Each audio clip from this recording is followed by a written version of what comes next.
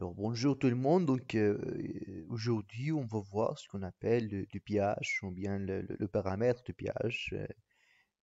C'est un paramètre physico-chimique, d'accord, pour mesurer bien l'acidité ou bien les substances basiques.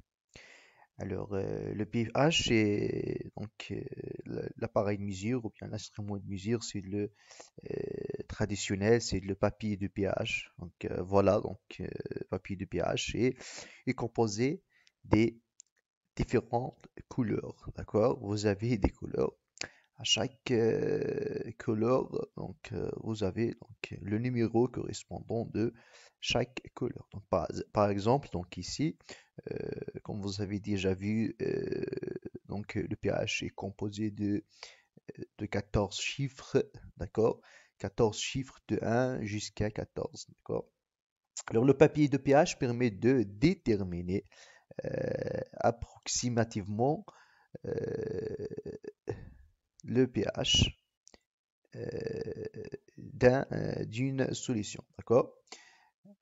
Donc, le papier de pH permet de mesurer le degré de pH d'une manière simple et rapide, c'est-à-dire à un certain temps qui coûte, d'accord, on peut mesurer le pH d'une solution.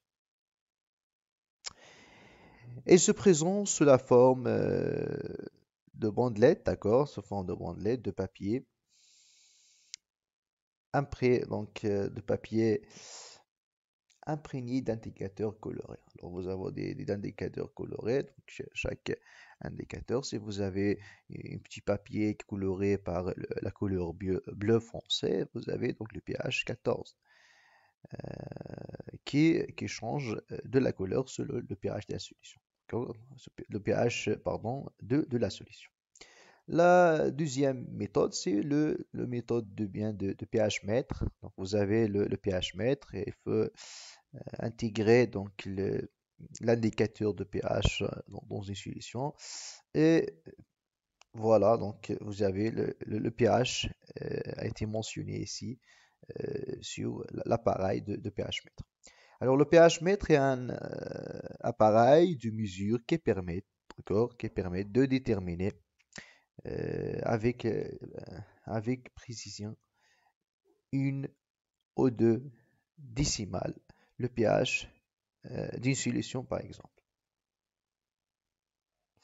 Alors, chaque couleur, vous avez le chiffre de pH ou bien la valeur de pH. Par exemple, la couleur orange ou bien rouge foncé, vous avez le pH qui est inférieur, inférieur à 5,5. Vous avez tout simplement, si bien acide ou basique, à ce cas-là, vous avez euh, par exemple, ici, c'est le sol, exemple le sol, ou bien les solutions, ou bien c'est exemple du sol.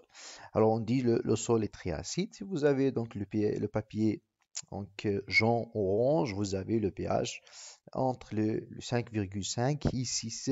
Vous avez de sol acide. Vert, vous avez de sol peu acide.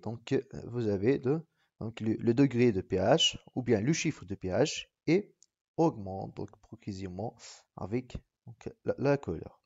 Alors la valeur de pH détermine quoi? Détermine les composants physico-chimiques, par exemple du sol, si vous avez une solution, exemple, solution au sol qui est acide, donc vous avez le pH acide. Alors le pH permet également d'estimer la quantité d'hydrogène. Donc on dit le pH, ou bien si tu remarques ici, le pH c'est le potentiel d'hydrogène. On dit le pH c'est le potentiel d'hydrogène, par exemple, c'est-à-dire la quantité ou bien la concentration d'hydrogène, H+ présente dans le sol et le taux de saturation de la capacité d'échange cationique. Si vous avez la concentration de pH augmente au niveau de la solution, vous avez, ou bien on dit l'activité d'hydrogène, si vous avez l'activité d'hydrogène à l'intérieur de la solution, le pH, eh bien, va être acide et pour cela, on dit que le pH acide d'une valeur inférieure à 7. Alors à la fin, on dit donc merci pour votre attention et donc et n'hésitez pas de s'abonner donc à ma chaîne.